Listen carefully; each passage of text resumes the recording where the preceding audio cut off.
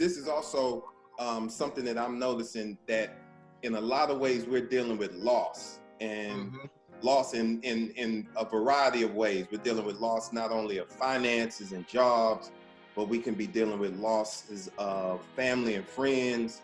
Also the loss of routines. Yep. So how do you figure that we sort of manage and alleviate some of the anxiety that comes with the stress of loss?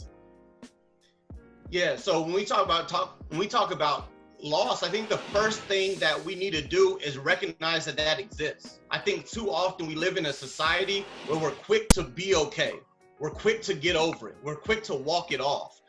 And we need to be able to sit with the fact that I am mourning some losses. Some of the losses you mentioned, or the loss of identity. What happens when you can't go to school, but your identity is placed in that seat? When your identity is placed in that office, there's a loss of identity and you're trying to figure out your own self-concepts. So as much as you can sit down and recognize this and give life to it, then you can start acknowledging it and addressing it.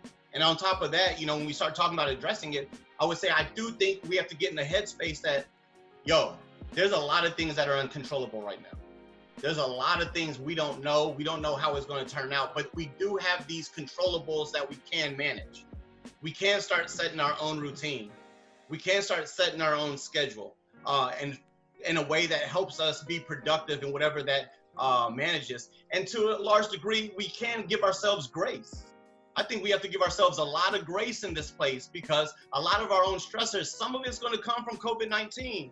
But I would dare to say there's a lot more that's going to be placed on ourselves by ourselves if we don't provide that grace, which only exacerbates the situation. It's important that we talk about feelings and identify those feelings, and know that it is okay to not be okay, and take the time to listen to others, and find somebody that will listen to you, And with younger kids, make sure they have the opportunity to express their feelings, because a lot of times we're so busy taking care of everything, we don't consider what children may be going through, or teenagers, or adolescents, what they're going through.